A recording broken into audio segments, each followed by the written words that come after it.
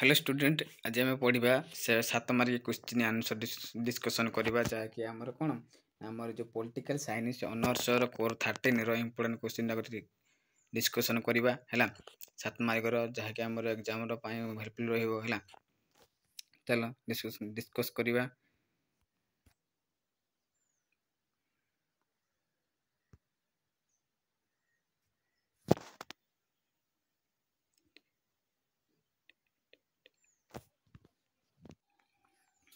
चलो ना number 1 question number 1 देखिए ना लेनिबाद मुख्य लक्षण गुड़िक वर्णना करें। जो लेनिबाद रहा ये लेनिबाद मुख्य लक्षण गुड़िक कौन ताको आम वर्णना करिया कंप्लीट। ओके चलो देख फर्स्ट लेनिबाद कौन जान लेनिबाद मुख्य लक्षण गुड़िक वर्णना करिया जेहेतु आम लेनिबाद किछि अर्थ जानिबा हला। लेनिबाद लेनिबाद लेनिन भावना धारा उपर आधारित यह कार्ल मार्क्सଙ୍କର विचार उपर आधारित यह कहे किपरि श्रमिक माने धनी मान को विरोध करी न्यायपूर्ण समाज तैयारी करि पारिबे ताहाकु बुझे हैला।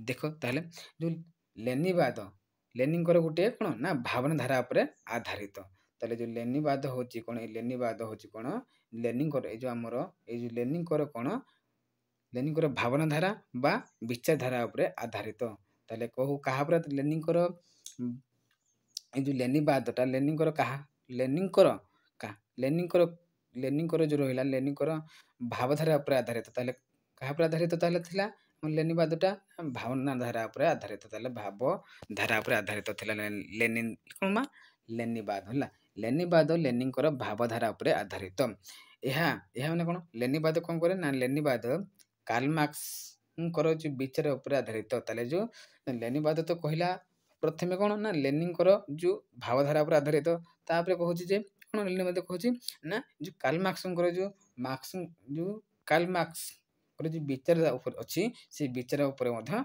आधारित रहउची कि ना लेनिबाद।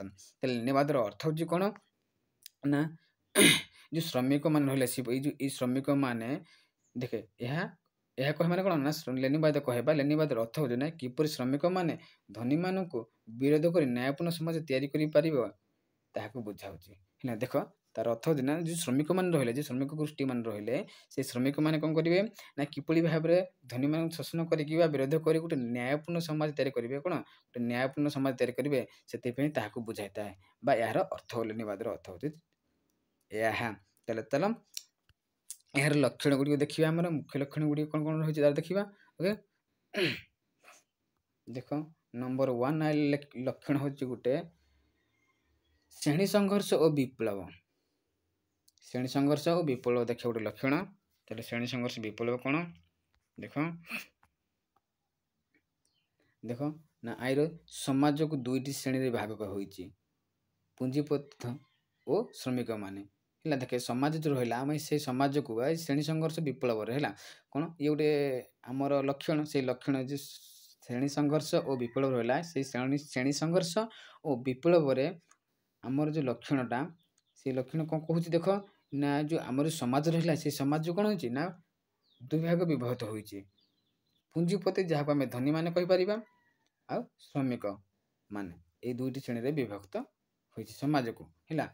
तापर नंबर 2 ना लेनी कहउथिले जे कोन ना जे धनी माने श्रमिक मान शोषण करन तले जे धनी मान रहिले ए जे धनी माने कोन बा पुंजीपति माने लेनिन कहउछंती कोन लेनिन कहउछंती जे हमर जो धनी माने रहिले कोन करछंती से माने श्रमिक मान शोषण करछंती बोली कहउछंती लेनिन हैला। तापर नंबर 3 कहिला श्रमिक माने न्याय पाए कोन श्रमिक माने न्याय पाए धनी मानक विरोध रे लड़ाई करबा को पड़िबो तले जो हम जो श्रमिक मान रहिले से श्रमिक माने कोन करबे जदी से मानकर न्याय पाए से मानकर माने कोन ना श्रमिक मानकर जदी न्याय पाए कोन करिया पड़ी थाए ना धनी मानकर विरोध रे बा धनी मानक विरोध करिबा धनी मानक विरोध रे से मानक सहित लड़िया को पड़िबो बोली लेनिन कहउछंती। ओके तापरे नंबर पॉइंट 2 लक्षण 2 देखिए हमें ना कोन भानगाड़ पार्टी बा भंगाड़ पार्टी बा भानगाड़ पार्टी कोन देखो ଭାନଗାଡ଼ି ପାର୍ଟି କ'ଣ ନା ଶ୍ରମିକମାନଙ୍କ ନେତୃତ୍ୱ ପାଇଁ ଏକ ଶକ୍ତିଶାଳୀ ଓ ସଂଗଠିତ ଦଳର ଆବଶ୍ୟକତା ଅଛି। ତାହେଲେ ଯେଉଁ ରହିଲା ଯେଉଁ ଶ୍ରମିକମାନଙ୍କର ନେତୃତ୍ୱ ପାଇଁ ହେଲା, ଯେଉଁ ଶ୍ରମିକମାନେ ରହିଲେ ସେମାନଙ୍କ ନେତୃତ୍ୱ ପାଇଁ ଗୋଟିଏ ଶକ୍ତିଶାଳୀ ଓ ସଂଗଠିତ ଦଳ ଆବଶ୍ୟକତା ଅଛି ବୋଲି କୁହାଯାଇଛି। ତାହେଲେ ଭାଙ୍ଗଡ଼ା ପାର୍ଟି ମାଧ୍ୟମରେ କୁହାଯାଇଛି ଯେ ବା ଭାଙ୍ଗଡ଼ା ପାର୍ଟି ଦଳ ଗୋଟିଏ ହେଉଛି କ'ଣ ଶକ୍ତିଶାଳୀ ଦଳ ବା ସଂଗଠିତ ଦଳର ଆବଶ୍ୟକତା ଅଛି। ଏଇଭଳି ଭାବରେ ଭାଙ୍ଗଡ଼ା ପାର୍ଟି ଦଳ ଭଳିଆ ଗୋଟିଏ ଶ୍ରମିକମାନଙ୍କର ଗୋଟିଏ କ'ଣ ଶକ୍ତିଶାଳୀ ଓ ସଂଗଠିତ ଦଳର ଆବଶ୍ୟକତା ଅଛି। ଓକେ, ତାହେଲେ ଏହି ଦଳ ମାନେ କ'ଣ? ତାହେଲେ ଭାଙ୍ଗଡ଼ା ପାର୍ଟି ଦଳ ବା ଶ୍ରମିକମାନଙ୍କର ଶକ୍ତିଶାଳୀ ବା ସଂଗଠିତ ଦଳ, ସେଇ ଦଳ କ'ଣ କରେ ନା ଶ୍ରମିକମାନଙ୍କୁ କ'ଣ ଦେଉଛି ନା ଶିକ୍ଷା ଦିଏ, ଆନ୍ଦୋଳନ ଗଠନ କରେ। ତାହେଲେ କେଉଁ ଦଳ ନା ଶ୍ରମିକମାନଙ୍କର ଦଳ, ଯେଉଁ ଶକ୍ତିଶାଳୀ ଦଳ ବା ସଂଗଠିତ ଦଳ କ'ଣ କରୁଛି ଶ୍ରମିକମାନଙ୍କୁ କ'ଣ କରୁଛି ନା ଶିକ୍ଷା ଦେଉଛି ଆଉ ଆନ୍ଦୋଳନ ଗଠନ କରୁଛି, ଯାହା ବିପ୍ଳବରେ ନେତୃତ୍ୱ କରେ। କ'ଣ ଏଇ ଶିକ୍ଷା ଓ ଆନ୍ଦୋଳନ ଗୁଡ଼ିକ କ'ଣ ଶିକ୍ଷା ବି ସାହାଯ୍ୟ କରି ବିପ୍ଳବରେ ସାହାଯ୍ୟ କରିଥାଏ, ଆନ୍ଦୋଳନ ବି କ'ଣ କରିବ ଗଠନ କରି ବିପ୍ଳବରେ ହେଲା, ଏସବୁ ନେତୃତ୍ୱ କରେ। ଓକେ, ନମ୍ବର 3 ଲକ୍ଷଣ ଦେଖିବା। ଲକ୍ଷଣ ନମ୍ବର 3 ନା ସର୍ବହରା ଏକ ଛତ୍ରବାଦ। କ'ଣ ନା ସର୍ବହରା ଏକ ଛତ୍ରବାଦ ଗୋଟେ ଲକ୍ଷଣ ରହିଲା, ତାକୁ ଦେଖିବା ଆମେ।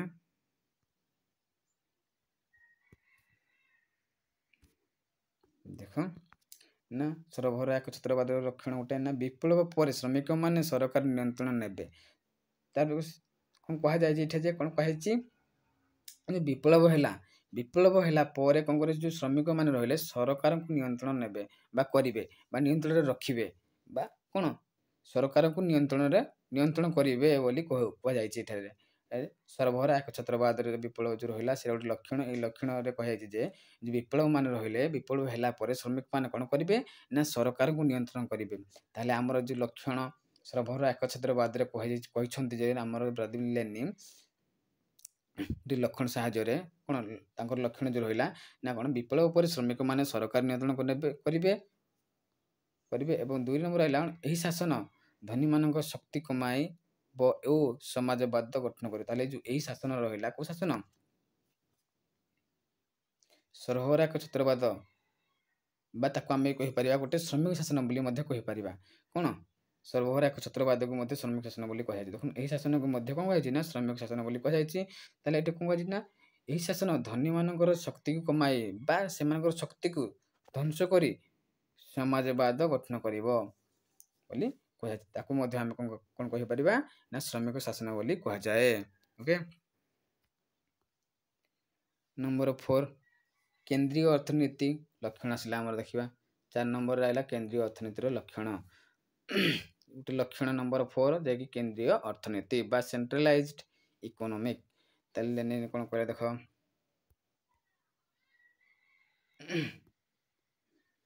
ନମ୍ବର ପଏଣ୍ଟ 1ରେ ବାଇ ଲେନିନ୍ ବିଶ୍ୱାସ କରିଥିଲେ ଯେ ରାଷ୍ଟ୍ର ଶିଳ୍ପ ଜମି ଏବଂ ବ୍ୟାଙ୍କ ଗୁଡ଼ିକର ନିୟନ୍ତ୍ରଣ କରିବା ଉଚିତ।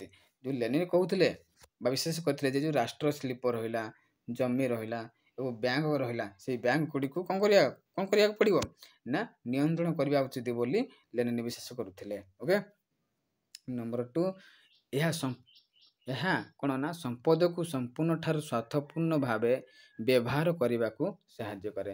ତାହେଲେ ଏହା କ'ଣ କରେ ଯେଉଁ ସମ୍ପଦ ରହିଲା ସେ ସମ୍ପଦ ସବୁଠାରୁ ସ୍ୱାର୍ଥପୂର୍ଣ୍ଣ ଭାବେ କ'ଣ କରିବାକୁ ପଡ଼ିଥାଏ ନା ବ୍ୟବହାର କରିବାକୁ ସାହାଯ୍ୟ କରିଥାଏ। ଓକେ, ତାହେଲେ ନମ୍ବର 3 ଏହା ଲୋକମାନଙ୍କ ସହାୟତା ପାଇଁ ବ୍ୟବହାର ହେବ। ତାହେଲେ ଯେଉଁ ଲୋକମାନଙ୍କର ସହାୟତା ପାଇଁ ଏହା ବ୍ୟବହାର ହୋଇଥାଏ। କେଉଁଟା ଆମର ଯେଉଁ କେନ୍ଦ୍ରୀୟ ଅର୍ଥନୀତିଟା କ'ଣ ଲୋକମାନଙ୍କର ବ୍ୟବହାର କରିବାରେ ସହାୟତା ହୋଇଥାଏ ହେଲା। ତାହେଲେ ନମ୍ବର 5 ନମ୍ବର ଲକ୍ଷଣ ଆସିଲା ନା ଯାହାକି ଆମେ ସାମ୍ରାଜ୍ୟବାଦ ପୁଞ୍ଜିବାଦର ଶେଷ ପର୍ଯ୍ୟାୟ ବୋଲି ଗୋଟିଏ କ'ଣ ଆମର ଲକ୍ଷଣ ଆସିଛି ନା ସାମ୍ରାଜ୍ୟବାଦ ପୁଞ୍ଜିବାଦର ଶେଷ ପର୍ଯ୍ୟାୟ ହେଲା। ଦେଖିବା ତାକୁ ନା ସାମ୍ରାଜ୍ୟବାଦ ହେଉଛି ପୁଞ୍ଜିବାଦର ଶେଷ ପର୍ଯ୍ୟାୟ ଯାହାକୁ ଅବଶ୍ୟ ବନ୍ଦ କରିବା ଦରକାର। ତାହେଲେ କ'ଣ ଯେଉଁ ସାମ୍ରାଜ୍ୟବାଦ କ'ଣ ନା ପୁଞ୍ଜିବାଦର ଗୋଟେ ଶେଷ ପର୍ଯ୍ୟାୟ ବୋଲି ଯାହାକୁ ଆମେ ଅତ୍ୟନ୍ତ ଜରୁରୀ ଅଟେ ଯାହାକି ବନ୍ଦ କରିବା ବୋଲି ଦରକାର ବୋଲି କୁହାଯାଇଛି ଏଠାରେ। ଓକେ, ତାପରେ ଲେନିନ୍ କହୁଥିଲେ ଯେ ଧନୀ ଦେଶ ଗରିବ ଦେଶମାନଙ୍କୁ ଶୋଷଣ କରିଥାଏ। ତାହେଲେ ଯେଉଁ ଲେନିନ୍ କହିଲେ କ'ଣ ନା ଯେଉଁ ଧନୀ ମାନେ ଯେଉଁ ବଡ଼ ଦେଶ ରହିଲା ବା କ୍ୟାପିଟାଲିଜିମ୍ରେ ହେଲା ସେଇଟାରେ କ'ଣ ଯେଉଁ ଧନୀ ଦେଶ ରହିଲା ସେମାନେ କ'ଣ ଗରିବ ଦେଶମାନଙ୍କୁ କ'ଣ କରିଥାନ୍ତି ନା ଶୋଷଣ କରିଥାନ୍ତି ବୋଲି କୁହାଯାଇଛି। ତାପରେ 6 ନମ୍ବରର ଆମର ଲକ୍ଷଣ ଆସିଲା ଯାହାକି ଆନ୍ତର୍ଜାତୀୟ ବିପ୍ଳବ। କ'ଣ 6 ନମ୍ବରର ଲକ୍ଷଣ ହେଉଛି କ'ଣ ଆନ୍ତର୍ଜାତୀୟ ଲକ୍ଷଣ।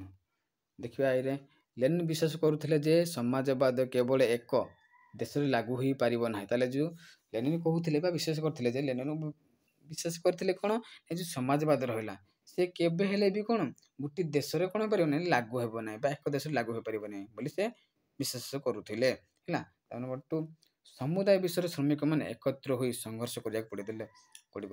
ଯେତିକି ବିଶ୍ୱର ଯେଉଁ ଶ୍ରମିକମାନେ ରହିଲେ ଯେତିକି ବିଶ୍ୱରେ ଆମ ବିଶ୍ୱରେ ଯେତିକି ଶ୍ରମିକମାନେ ଅଛି ସେମାନେ ଗୋଟିଏ ଏକତ୍ର ହୋଇ ବା କ'ଣ କରିବେ ନା ସଂଘର୍ଷ କରିବାକୁ ପଡ଼ିବ ବା ଲଢ଼ିବାକୁ ପଡ଼ିଥାଏ। ଓକେ 3 ତାହେଲେ କ'ଣ ସେ ଆନ୍ତର୍ଜାତୀୟ କମ୍ୟୁନିଷ୍ଟ ଆନ୍ଦୋଳନକୁ ସମର୍ଥନ କରୁଥିଲେ। ତାହେଲେ କିଏ ନା ଆମର ଲେନିନ୍ କ'ଣ କରୁଥିଲେ ଯେଉଁ ଆନ୍ତର୍ଜାତୀୟ କମ୍ୟୁନିଷ୍ଟ ଆନ୍ଦୋଳନ ରହିଲା ସେ ଆନ୍ତର୍ଜାତୀୟ କମ୍ୟୁନିଷ୍ଟ ଆନ୍ଦୋଳନକୁ ସମର୍ଥନ କରିଥିଲେ। କିଏ ନା ଆମର ଭ୍ଲାଦିମିର୍ ଲେନିନ୍।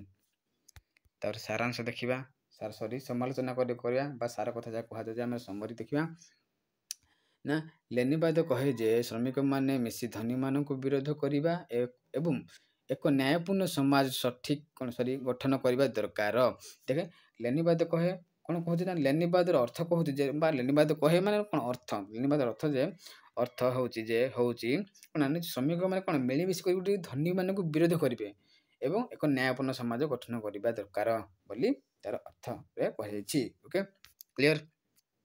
ତାପରେ ଆମର କ୍ୱେଶ୍ଚିନ୍ ନମ୍ବର 2 ଦେଖିବା ହେଲା। ଦେଖ ନା discuss Lenin's contribution to political philosophy. କ'ଣ ରାଜନୈତିକ ଦର୍ଶନକୁ ଲେନିନ୍ଙ୍କର ଅବଦାନ ବର୍ଣ୍ଣନା କର। ତାହେଲେ ଯେଉଁ ଆମର ରହିଲା ରାଜନୈତିକ ଦର୍ଶନ ରହିଲା ଏଇ ରାଜନୈତିକ ଦର୍ଶନକୁ ଆମେ ଲେନିନ୍ଙ୍କର ଅବଦାନ କ'ଣ ହୋଇଛି ରାଜନୈତିକ ଦର୍ଶନ ଭିତରେ ତାକୁ ଆମେ ବର୍ଣ୍ଣନା କରିବା ହେଲା। ଚାଲ ଦେଖିବା ଷ୍ଟାର୍ଟ କରିବା। ଇଣ୍ଟ୍ରୋଡକ୍ସନ୍ ଇଏ ହେଉଛି ଆମର ଇଣ୍ଟ୍ରୋଡକ୍ସନ୍ ହେଲା। ଇଣ୍ଟ୍ରୋଡକ୍ସନ୍ ଫାଷ୍ଟ ଯେଉଁ ରହିଲା ତାପରେ ଆମର ସେମାନଙ୍କର ଅବଦାନ ବା ଲେନିନ୍ଙ୍କର ଅବଦାନ କ'ଣ ରହିଛି ରାଜନୈତିକ ଦର୍ଶନ ଭିତରେ ଦେଖିବା ତାକୁ ହେଲା। ଦେଖ ଭ୍ଲାଦିମିର୍ ଲେନିନ୍ ହେଉଛନ୍ତି ସୋଭିଏତ୍ ରୁଷର ଜଣେ ସାମ୍ୟବାଦୀ ବା ମାର୍କ୍ସବାଦୀ ଦାର୍ଶନିକ। ସେ ଜଣେ ରୁଷ ବିପ୍ଳବୀ ନେତା ଓ ରାଜନୈତିକ ଚିନ୍ତକ ଥିଲେ ଯିଏ ସୋଭିଏତ୍ ସଂଘର ସ୍ଥାପନାରେ ଗୁରୁତ୍ୱପୂର୍ଣ୍ଣ ଭୂମିକା ନିଭାଇଥିଲେ। ଲେନିନ୍ ମାର୍କ୍ସବାଦକୁ ରୁଷିଆର ପରିସ୍ଥିତି ଅନୁସାରେ ପରିବର୍ତ୍ତନ କରିଥିଲେ। ତାହେଲେ ଦେଖଣ ଭ୍ଲାଦିମିର୍ ଲେନିନ୍ ହେଉଛନ୍ତି କ'ଣ ଯେଉଁ ସୋଭିଏତ୍ ରୁଷ ରହିଲା ସେ ସୋଭିଏତ୍ ରୁଷର ଜଣେ ସାମ୍ୟବାଦୀ ବା ମାର୍କ୍ସବାଦୀ ଦାର୍ଶନିକ ବୋଲି କୁହାଯାଇଛି ଏଠାରେ ହେଲା। ସେ ଜଣେ ରୁଷ ବିପ୍ଳବୀ ନେତା ଏବଂ ରାଜନୈତିକ ଚିନ୍ତକ ଥିଲେ। ତାହେଲେ କ'ଣ ଭ୍ଲାଦିମିର୍ ଲେନିନ୍ ହେଉଛନ୍ତି ଜଣେ ସାମ୍ୟବାଦୀ ବା ମାର୍କ୍ସବାଦୀ ଦାର୍ଶନିକ ସୋଭିଏତ୍ ରୁଷର ଏବଂ ସେ ସୋଭିଏତ୍ ନେତା ବି ମଧ୍ୟ ତାକୁ ମଧ୍ୟ କହିପାରିବା ବା ବିପ୍ଳବୀ ନେତା ତାକୁ ଆମେ କହିପାରିବା ବା କ'ଣ ନା ବଲସେଭିକ୍ ନେତା ବୋଲି ତାକୁ କହିପାରିବା। ସେ ରାଜନୈତିକ ଚିନ୍ତକ ଥିଲେ ଯିଏ ସୋଭିଏତ୍ ସଂଘର ସ୍ଥାପନା ଗୁରୁତ୍ୱପୂର୍ଣ୍ଣ ଭୂମିକା ନିଭାଇଥିଲେ। ଯିଏକି ସେ ମଧ୍ୟ କ'ଣ ଯେଉଁ ସୋଭିଏତ୍ ସଂଘ ରହିଲା ସେ ସୋଭିଏତ୍ ସଂଘର ସ୍ଥାପନାରେ ଗୁରୁତ୍ୱପୂର୍ଣ୍ଣ ଭୂମିକା ନିଭାଇଥିଲେ ଲେନିନ୍। ତାହେଲେ ଲେନିନ୍ ମାର୍କ୍ସବାଦକୁ ରୁଷିଆର ପରିସ୍ଥିତି ଅନୁସାରେ ପରିବର୍ତ୍ତନ କରିଥିଲେ। ତାହେଲେ ଲେନିନ୍ ରହିଲା ସେ କ'ଣ କରିଥିଲେ ମାର୍କ୍ସବାଦକୁ ରୁଷିଆର ପରିସ୍ଥିତି ଅନୁସାରେ ପରିବର୍ତ୍ତନ କରିଥିଲେ। ଓକେ ନମ୍ବର ତାର ଅବଦାନ ଗୋଟେ ଆସିଲା ରାଜନୈତିକ ଦର୍ଶନର ଗୋଟେ ଅବଦାନ ଆସିଲା। ନମ୍ବର 1ରେ କ'ଣ ସାମ୍ରାଜ୍ୟବାଦ ତତ୍ତ୍ୱ ବା ଯେଉଁ ଆମେ ଥିଓରି ଅଫ୍ ଇମ୍ପେରିଆଲିଜିମ୍ ଯାହା କୁହାଯାଏ ହେଲା ସାମ୍ରାଜ୍ୟବାଦ ତତ୍ତ୍ୱ। ଏଇ ଯେଉଁ ସାମ୍ରାଜ୍ୟବାଦ ରହିଲା ବା ଇମ୍ପେରିଆଲିଜିମ୍ ରହିଲା ଏହି ଇମ୍ପେରିଆଲିଜିମ୍ ମଧ୍ୟ କ'ଣ ହୋଇଥାଏ ଆମର 3 ମାର୍କରେ ଆସିବ ଏଇଟା ଆମେ ଯଦି ଲେନିନ୍ଙ୍କର ଅବଦାନ ଗୁଡ଼ିକ ଦେଖିଦେବା ମଧ୍ୟ ଏଇ ଅବଦାନକୁ ଦେଖିଲେ ମଧ୍ୟ ଏଇ ଲଙ୍ଗ କ୍ୱେଶ୍ଚିନ୍ ଏମିତି ମନେ ରଖିଥିବା ମଧ୍ୟ ଆମେ କ'ଣ ଆମର ଯେଉଁ 2 ମାର୍କ ଆସିବ ଏଇ 2 ମାର୍କ କରିବେ ଆମେ ଭଲ କରିପାରିବା। ଏଇ ଲଙ୍ଗ କ୍ୱେଶ୍ଚିନ୍ ବି ଆସିଲେ ମଧ୍ୟ ଲଙ୍ଗ କ୍ୱେଶ୍ଚିନ୍ ଲେଖିପାରିବା ବହୁତ ସହଜରେ ଏବଂ କ'ଣ କରିପାରିବା ଏବଂ ଆମେ 2 ମାର୍କ ଯେଉଁ 3 ମାର୍କ ଯେଉଁ ଆସିବ ଏଇ ଆମର ସାମ୍ରାଜ୍ୟବାଦ କ୍ୱେଶ୍ଚିନ୍ଟା ସେଇଟା ବି ଆମେ ବହୁତ ସହଜରେ ଆଟେଣ୍ଡ କରିପାରିବା ହେଲା। ଓକେ ଦେଖିବା ତାହେଲେ ଲେନିନ୍ଙ୍କ ଗୁରୁତ୍ୱପୂର୍ଣ୍ଣ ଅବଦାନ ହେଉଛି ସାମ୍ରାଜ୍ୟବାଦ ତତ୍ତ୍ୱ। ତାଙ୍କ ଗ୍ରନ୍ଥ ଇମ୍ପେରିଆଲିଜିମ୍ ଦ ହାଇଏଷ୍ଟ ଷ୍ଟେଜ୍ ଅଫ୍ କ୍ୟାପିଟାଲିଜିମ୍ 1916 କହିଛନ୍ତି ଯେ ସାମ୍ରାଜ୍ୟବାଦ ବଡ଼ ଦେଶମାନେ ଯେଉଁ ସାମ୍ରାଜ୍ୟବାଦ କ'ଣ ସାମ୍ରାଜ୍ୟବାଦ ବଡ଼ ଦେଶମାନେ ଛୋଟ ଦେଶଗୁଡ଼ିକୁ ଶୋଷଣ କରି ସେଇଥିରୁ ଟଙ୍କା ଏବଂ ସମ୍ପତ୍ତି ନେଇଥାନ୍ତି। ସେମାନେ ବିଶ୍ୱାସ କରୁଥିଲେ ଯେ ସାମ୍ରାଜ୍ୟବାଦ ବନ୍ଦ କରିବା ପାଇଁ ପୁଞ୍ଜିବାଦୀକୁ ଶୋଷଣ କରିବାକୁ ଦରକାର ବା ଶେଷ କରିବାକୁ ଦରକାର। ଦେଖ ଲେନିନଙ୍କର ଗୁରୁତ୍ୱପୂର୍ଣ୍ଣ ଅବଦାନ କ'ଣ ନା ସାମ୍ରାଜ୍ୟବାଦ ତତ୍ତ୍ୱ। ତାହେଲେ ଜାଣିଲେ ଆମେ ଲେନିନଙ୍କର ଗୁରୁତ୍ୱପୂର୍ଣ୍ଣ ଅବଦାନ କ'ଣ ନା ସାମ୍ରାଜ୍ୟବାଦ ତତ୍ତ୍ୱ। ତାଙ୍କ ଗ୍ରନ୍ଥ କ'ଣ ଲେନିନଙ୍କର ଗ୍ରନ୍ଥ ଗୋଟେ ଅଛି 1916 ହୋଇଥିଲା। ସେ ଗ୍ରନ୍ଥ କ'ଣ ନା ଇମ୍ପେରିଆଲିଜିମ୍ ଦ ହାଇଏଷ୍ଟ ଷ୍ଟେଜ୍ ଅଫ୍ ଦେଖ ଇମ୍ପେରିଆଲିଜିମ୍ ଦ ହାଇଏଷ୍ଟ ଷ୍ଟେଜ୍ ଅଫ୍ କ୍ୟାପିଟାଲିଜିମ୍ ହେଲା, ଯାହାକି 1916 ସେ ପ୍ରକାଶ କରିଥିଲେ ହେଲା। ତାପରେ ଲେନିନ କହୁଛନ୍ତି ଯେ କ'ଣ ନା ସାମ୍ରାଜ୍ୟବାଦ କ'ଣ କରୁଛି ନା ଯେଉଁ ବଡ଼ ଦେଶମାନେ ରହିଲେ ବଡ଼ ଦେଶମାନେ କ'ଣ କରନ୍ତି ନା ଛୋଟ ଦେଶମାନଙ୍କୁ ଶୋଷଣ କରି ସେଥିରୁ ଟଙ୍କା ସମ୍ପତ୍ତି ନେଇଥାନ୍ତି। ତାହେଲେ ଯେଉଁ କ'ଣ କହିଲା ଲେନିନଙ୍କର ଗୁରୁତ୍ୱପୂର୍ଣ୍ଣ ଅବଦାନ ଗୋଟେ ହେଉଛି କ'ଣ ସାମ୍ରାଜ୍ୟବାଦୀ ତତ୍ତ୍ୱ। ତାଙ୍କ ଗ୍ରନ୍ଥ ଇମ୍ପେରିଆଲିଜିମ୍ ଦ ହାଇଏଷ୍ଟ ଷ୍ଟେଜ୍ ଅଫ୍ କ୍ୟାପିଟାଲିଜିମ୍ରେ କହିଛନ୍ତି ଯେ କ'ଣ ନା ସାମ୍ରାଜ୍ୟବାଦ ଯେଉଁ ବଡ଼ ଦେଶମାନେ ଛୋଟ ଦେଶମାନଙ୍କୁ ଶୋଷଣ କରି ସେଇଥିରୁ ଟଙ୍କା ଏବଂ ସମ୍ପତ୍ତି ନେଇଥାନ୍ତି ବୋଲି ଏଇ ସାମ୍ରାଜ୍ୟବାଦ ତତ୍ତ୍ୱରେ କୁହାଯାଇଛି ବା ଲେନିନ କହିଛନ୍ତି। ଲେନିନ ବିଶ୍ୱାସ କରୁଥିଲେ କ'ଣ ଯେଉଁ ସାମ୍ରାଜ୍ୟବାଦ ବନ୍ଦ କରିବା ପାଇଁ ହେଲେ କି କ'ଣ କରିବାକୁ ପଡ଼ିବ ଯେଉଁ ସାମ୍ରାଜ୍ୟବାଦକୁ ବନ୍ଦ କରିବା ପାଇଁ ହେଲେ କି କ'ଣ କରିବାକୁ ପଡ଼ିବ ନା ପୁଞ୍ଜିବାଦକୁ ଶେଷ କରିବା ଦରକାର। ତାହେଲେ ଯଦି ସେମାନେ ବିଶ୍ୱାସ କରୁଥିଲେ ଯେ ସାମ୍ରାଜ୍ୟବାଦ ବନ୍ଦ କରିବା ପାଇଁ ପୁଞ୍ଜିବାଦକୁ ଶେଷ କରିବା ଦରକାର ବୋଲି ସେ ବିଶ୍ୱାସ କରୁଥିଲେ। ଓକେ, ତାପରେ ନମ୍ବର 2 ये भी मतलब क्वेश्चन आसबार संभावना बहुत रही था। 2 मार्क 3 मार्क आसपे 2 मार्क है। देख what is to be done vanguard party what is to be done आम भानगाड़ पार्टी को पढ़ले से कौन पढ़ले कहल भानगाड़ पार्टी पढ़ ना आम जो पढ़ला लेनिन लक्षण मध्य भी ये गोटे लक्षण ये आम लक्षण भी जीव ये भानगाड़ पार्टी जो लेनिनवाद लक्षण भी गोटे भानगाड़ पार्टी बा ये गोटे राजनैतिक दर्शन गोटे ये भी गोटे अवदान है। भानगाड़ पार्टी ये देखुन भानगाड़ पार्टी पढ़ते ना देख जरूर जे श्रमिक नेतृत्व शक्तिशाली दल आवश्यकता श्रमिक मैंने शिक्षा देव आंदोलन गठन कर ये गोटे श्रमिक मान गोटे शक्तिशाली संगठित दल आवश्यक जहाँकि श्रमिक मान शिक्षा दिए और आंदोलन गठन करे बोली भानगाड़ पार्टी कहुला। तापर तांकर दर्शन देखिए अवदान गोटे रहा भानगाड़ पार्टी अवदान बोली है। चलो what is to be done 1902 ग्रंथ रे लेनिन भानगाड़ पार्टी धारणा देते से कही जे समस्त श्रमिक एवं गरीब लोक मैंने निजर स्वाधीनता पाई विप्लव करने को समर्थन नुहे से एक दल नेतृत्व देवा पाई आवश्यक से एक भानगाड़ पार्टी गठन करने को मन करथिले बा भाविथिले जहाँ श्रमिक मानक आगू नहीं जीव एवं तांकु समस्त प्रतिबंधक सम्मुखीन करवा। देख जहाँ श्रमिक मानक आगू नहीं जीव एवं तांकु समस्त प्रतिबंधक सम्मुखीन कर प्रतिबंधक जो रहा से प्रतिबंधक सम्मुखीन कर। देखिए जो आम what is to be done गोटे हूँ ग्रंथ जहाँकि 1902 होता लेनिनगर गोटे ग्रंथ जहाँकि what is to be done 1902 ग्रंथ आम लेनिनगर गोटे ग्रंथ अच्छी what is to be done जहाँकि 1902 मसीह होता कौन 1902 मसीह गोटे what is to be done. 1916 होता imperialism the stage of capitalism है सेटा होता what is to be done 1902 मसीह होता जहाँकि गोटे ग्रंथ यही ग्रंथटा कौन what is to be done जहाँ 1902 मसीह प्रकाश करते लेनिन। ताले लेनिन कौन कहले लेनिन भानगाड़ पार्टी धारणा देते ताले जो लेनिन भानगाड़ पार्टी धारणा देते ताले जो आमर what is to be done ग्रंथ रे ये जो आमर ग्रंथ रहा लेनिनगर गोटे ग्रंथ अच्छी जहाँकि 1902 मसीह से प्रकाश करते what is to be done से ग्रंथ रे भानगाड़ पार्टी सूचना देते जो भानगाड़ पार्टी रहा से सूचना भानगाड़ पार्टी सूचना देते क्यों ग्रंथ रे ना आमर जो what is to be done ग्रंथ रे लेनिन कौन कहते जो भानगाड़ पार्टी सूचना देते बा धारणा देते कहते से कहते जे कौन समस्त श्रमिक आ गरीब लोक मैंने निजर स्वाधीनता पाई विप्लव करने को समर्थन नुहे बोली से कहते किए ना आमर लेनिन कहते जे ତାହେଲେ ସେ କ'ଣ କହିଲେ, ଲେନିନ୍ କହୁଥିଲେ ପୁଣି ଯେ ନା କ'ଣ ଯେ ସମସ୍ତ ଶ୍ରମିକ ଯେତିକି ଶ୍ରମିକ ରହିଲେ ଏବଂ ଯେତିକି ଗରିବମାନେ ରହିଲେ ସେମାନେ କ'ଣ କହିଲେ ନିଜର ସ୍ୱାଧୀନତା ପାଇଁ ବିପ୍ଳବ କରିବାକୁ ସମର୍ଥନ ହେଉନଥିଲେ ସେମାନଙ୍କ ପାଇଁ ହେଲା। ସେମାନେ କ'ଣ ଯେତିକି ଶ୍ରମିକମାନେ ରହିଲେ ଯେତିକି ଗରିବ ଲୋକମାନେ ରହିଲେ ସେମାନେ କ'ଣ କରୁଥିଲେ ତାଙ୍କର ଯେଉଁ ସ୍ୱାଧୀନତା ରହିଲା ସେ ସ୍ୱାଧୀନତା ପାଇବା ପାଇଁ ସେ ବିପ୍ଳବ କରିବାକୁ ସମର୍ଥନ ମାନେ ଚାହୁଁନଥିଲେ ହେଲା।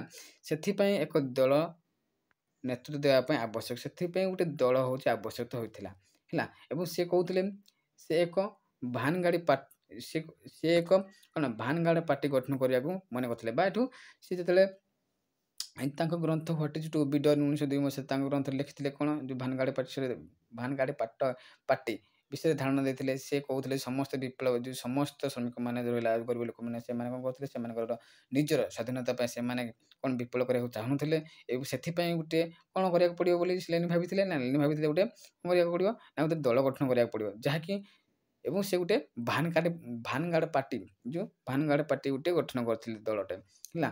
ଯାହାକୁ ଏଇ ଭାନଗାଡ଼ି ପାର୍ଟି ଦଳ କ'ଣ କରିବ ନା ଶ୍ରମିକମାନଙ୍କୁ ଆଗକୁ ନେଇଯିବ ଏବଂ କ'ଣ କରିବ ଯାହାକି କ'ଣ କରିବ ଭାନଗାଡ଼ି ପାର୍ଟି ଗଠନ କରିଥିଲେ। ତାପରେ ଯାହାକି ଏଇ ଭାନଗାଡ଼ ପାର୍ଟି ଦଳଟା ବା ପାର୍ଟି ଗଠନଟା କ'ଣ କରିବ ନା ଶ୍ରମିକମାନଙ୍କୁ ଆଗକୁ ନେଇଯିବ ଏବଂ ତାଙ୍କୁ ସମସ୍ତ ପ୍ରତିବନ୍ଧକରୁ ସମ୍ମୁଖୀନ କରିବ, ଯେତିକି ଯେଉଁ ପ୍ରତିବନ୍ଧକ ରହିଲା ତାକୁ ସମ୍ମୁଖୀନ କରିବ ବୋଲି କହିଲେ ହେଲା ଆମର ଭାନଗାଡ଼ ପାର୍ଟି। ଓକେ, ତାପରେ ନମ୍ବର 3 ନମ୍ବର ଅବଦାନ ଦେଖିବା ଆମର ରାଜ୍ୟର ଭୂମିକା rule of the state. Lenin state and revolution ଗ୍ରନ୍ଥରେ ରାଜ୍ୟକୁ ସାମ୍ରାଜ୍ୟବାଦୀ ଶ୍ରେଣୀଙ୍କର ଶୋଷଣ ଦ୍ୱାରା ଉପଯୋଗ କରାଉଥିବା ଏକ ଉପକରଣ ବୋଲି କହୁଥିଲେ। ସେ କହିଥିଲେ ଯେ ସୋସିଆଲିଜିମ୍ ପ୍ରତିଷ୍ଠା କରିବା ପାଇଁ ଶ୍ରମିକ ଶ୍ରେଣୀକୁ ରାଜ୍ୟ ଶକ୍ତି ଦଖଲ କରିବା ଓ ପୁରୁଣା ରାଜ୍ୟ ବ୍ୟବସ୍ଥାକୁ ଧ୍ୱଂସ କରିବାକୁ ପଡ଼ିବ। ଦେଖ ଲେନିନ୍ଙ୍କର ଯେଉଁ ଦ ଷ୍ଟେଟ୍ ଆଣ୍ଡ ରେଭଲ୍ୟୁସନ୍ ଯେଉଁ ଲେନିନ୍ଙ୍କର ଗୋଟେ ଗ୍ରନ୍ଥ ଅଛି ଷ୍ଟେଟ୍ ଆଣ୍ଡ ରେଭଲ୍ୟୁସନ୍ ଯାହାକି 1917ରେ ପ୍ରକାଶ ହୋଇଥିଲା ହେଲା। କ'ଣ 1917ରେ ପ୍ରକାଶ ହୋଇଥିଲା ଦ ଷ୍ଟେଟ୍ ଆଣ୍ଡ ରେଭଲ୍ୟୁସନ୍ ଗ୍ରନ୍ଥ। ଏଇ ଗ୍ରନ୍ଥଟା 1917 ମସିହାରେ ପ୍ରକାଶିତ ହୋଇଥିଲା ହେଲା। ଏହି ଗ୍ରନ୍ଥରେ କ'ଣ କୁହାଯାଇଛି ଯେ କ'ଣ ନା ରାଜ୍ୟକୁ ସାମ୍ରାଜ୍ୟବାଦୀ ଶ୍ରେଣୀଙ୍କର ଶୋଷଣ ଦ୍ୱାରା ଉପଯୋଗ କରାଯାଉଥିବା ଏକ ଉପକରଣ ବୋଲି କହୁଥିଲେ। ତାହେଲେ ଯେଉଁ ଆମର ଯେଉଁ ଲେନିନ୍ଙ୍କର ଯେଉଁ ଷ୍ଟେଟ୍ ଆଣ୍ଡ ରେଭଲ୍ୟୁସନ୍ ଯେଉଁ ଗ୍ରନ୍ଥ ରହିଲା ସେଇ ଗ୍ରନ୍ଥରେ ରାଜ୍ୟକୁ ଗୋଟିଏ କ'ଣ କରୁଛି ରାଜ୍ୟକୁ ଶ୍ରେଣୀଙ୍କର ଶୋଷଣ ବା ସାମ୍ରାଜ୍ୟବାଦୀ ଶ୍ରେଣୀଙ୍କର ଶୋଷଣର ଏକ ଉପକରଣ ବୋଲି କହୁଥିଲେ ହେଲା। ତାହେଲେ ଲେନିନ୍ କହୁଥିଲେ କ'ଣ ତାଙ୍କ ଷ୍ଟେଟ୍ ଆଣ୍ଡ ରେଭଲ୍ୟୁସନରେ ରାଜ୍ୟକୁ ସାମ୍ରାଜ୍ୟବାଦୀ କ'ଣ ଶ୍ରେଣୀର ଶୋଷଣର ଏକ ଉପକରଣ ବୋଲି କହୁଥିଲେ। କିଏ ନା ଆମର ଭ୍ଲାଦିମିର ଲେନିନ୍। ଏବଂ ସେ ଆହୁରି କହୁଥିଲେ ଯେ ସୋସିଆଲିଜିମ୍ ପ୍ରତିଷ୍ଠା କରିବା, ଶ୍ରମିକ ଶ୍ରେଣୀକୁ ରାଜ୍ୟ ଶକ୍ତି ଦଖଲ କରିବା କ'ଣ ସେ କହୁଥିଲେ ଆହୁରି ଯେ କ'ଣ ସୋସିଆଲିଜିମ୍ ବା ସମାଜବାଦ ପ୍ରତିଷ୍ଠା କରିବା ଆଉ ଶ୍ରମିକ ଶ୍ରେଣୀକୁ ବା ଶ୍ରମିକ ଗୋଷ୍ଠୀକୁ କ'ଣ କରିବା ନା ରାଜ୍ୟ ଦଖଲ କରିବା ଏବଂ ପୁରୁଣା ରାଜ୍ୟ ବ୍ୟବସ୍ଥାକୁ ଧ୍ୱଂସ କରିବାକୁ ପଡ଼ିବ ବୋଲି ସେଇ ରାଜ୍ୟର ଭୂମିକା ଏହା ହେଉଛି ରାଜ୍ୟର ଭୂମିକା ଗୋଟେ ଅବଦାନ ହେଲା। ତାହେଲେ ଲେନିନ୍ କହିଲେ ଯେ ଷ୍ଟେଟ୍ ଆଣ୍ଡ ରେଭଲ୍ୟୁସନରେ ଗ୍ରନ୍ଥରେ କହୁଛନ୍ତି ରାଜ୍ୟକୁ ସାମ୍ରାଜ୍ୟବାଦୀ ଶ୍ରେଣୀର ଶୋଷଣର ଏକ ଉପକରଣ ବୋଲି କହିଥିଲେ ଏବଂ ସେ କହିଥିଲେ ଯେ ସୋସିଆଲିଜିମ୍ ବା ସମାଜବାଦ ପ୍ରତିଷ୍ଠା କରିବା ଆଉ ଶ୍ରମିକମାନଙ୍କୁ କ'ଣ କରିବା ରାଜ୍ୟ ଶକ୍ତି ଦଖଲ କରିବାକୁ ପଡ଼ିବ ଏବଂ ପୁରୁଣା ରାଜ୍ୟ ବ୍ୟବସ୍ଥା ରହିଲା ତାକୁ କ'ଣ କରିବାକୁ ପଡ଼ିବ ନା ଧ୍ୱଂସ କରିବାକୁ ପଡ଼ିବ ବୋଲି ଏଠାରେ ତାଙ୍କ ଷ୍ଟେଟ୍ ଆଣ୍ଡ ରେଭଲ୍ୟୁସନ୍ ଗ୍ରନ୍ଥରେ କହିଛନ୍ତି ହେଲା। ଓକେ, ତାପରେ 4 ନମ୍ବର ଅବଦାନ ଦେଖିବା ଆମର ରୁଷିଆରେ ମାର୍କ୍ସିଜିମ୍ ବା ମାର୍କ୍ସବାଦର ଅନୁକୂଳନ ବା ପରିବର୍ତ୍ତନ କ'ଣ ରହିଛି। ରୁଷିଆରେ ମାର୍କ୍ସିଜିମ୍ର ପରିବର୍ତ୍ତନ ଇଏ ଗୋଟେଟା ଆମର 100% ଇମ୍ପୋର୍ଟାଣ୍ଟ ମଧ୍ୟ ବି ହେଲା ରୁଷିଆରେ ମାର୍କ୍ସିଜିମ୍ର ପରିବର୍ତ୍ତନ। ତାହେଲେ ଭ୍ଲାଦିମିର ଲେନିନ୍ ଯେଉଁ ମାର୍କ୍ସିଜିମ୍ ରହିଲା ମାର୍କ୍ସବାଦ ରହିଲା ସେ ମାର୍କ୍ସବାଦଟା କିଭଳି ଭାବରେ ପ୍ରୟୋଗ କରୁଥିଲେ କ'ଣ ରୁଷିଆରେ ବା ପରିବର୍ତ୍ତନ କିପରି କରିଥିଲେ ହେଲା। ତାହେଲେ ଦେଖିବା ତାହେଲେ ଲେନିନ୍ ମାର୍କ୍ସଙ୍କ ଧାରଣାକୁ ରୁଷିଆର ପରିସ୍ଥିତି ଅନୁସାରେ ପରିବର୍ତ୍ତନ କରିଥିଲେ। ସେ ଭାବୁଥିଲେ ଯେ ଗରିବ ଦେଶ ମଧ୍ୟ ବିପ୍ଳବ କରିପାରିବେ ଯାହା ଉଦାହରଣ ସ୍ୱରୂପ ହେଉଛି ରୁଷିଆର ବିପ୍ଳବ। ଦେଖେ ଲେନିନ୍ କ'ଣ କରିଥିଲେ ଯେଉଁ ମାର୍କ୍ସଙ୍କର ଧାରା ରହିଲା जो मार्क्सवादर धारा रही जो से धारा को मार्क्सवादर धारा को कौन रुषियार परिस्थिति अनुसार से कौन करते ना परिवर्तन करते जो रुषियार परिस्थिति रहा से परिस्थिति अनुसार मार्क्सवाद को कौन करते ना परिवर्तन करते लेनिन तापर से भाभी लेनिन भावुले जो गरीब देश कौन करने को पड़ो ना विप्लव करने को बोले सी भाभी भावुले कही से भाभी किए लेनिन भावुले जे जो गरीब देश रहा से गरीब देश कौन विप्लव कर कहते उदाहरण स्वरूप जमी रुषियार विप्लव ओके क्लियर तापर देखिए आमर 5 नंबर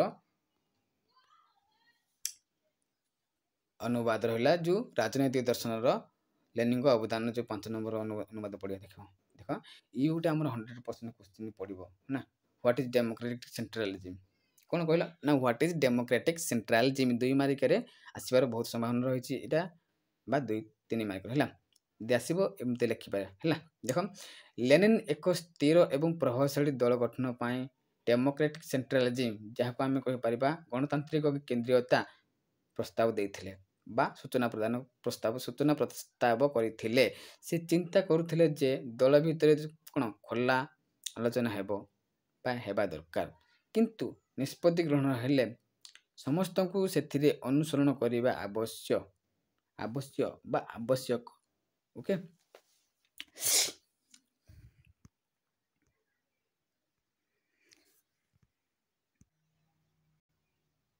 देख गणतांत्रिक केन्द्रीयता कौन डेमोक्रेटिक सेंट्रलिज्म गोटे ये गोटे हूँ अवदान आम राजनैतिक दर्शन अवदान जो लेनिन राजनैतिक दर्शन रहा से राजनैतिक दर्शन किसी अवदान रहा लास्ट अवदान जहाँकि गणतांत्रिक केन्द्रीयता डेमोक्रेटिक सेंट्रलिज्म कौन लेनिन एक स्थिर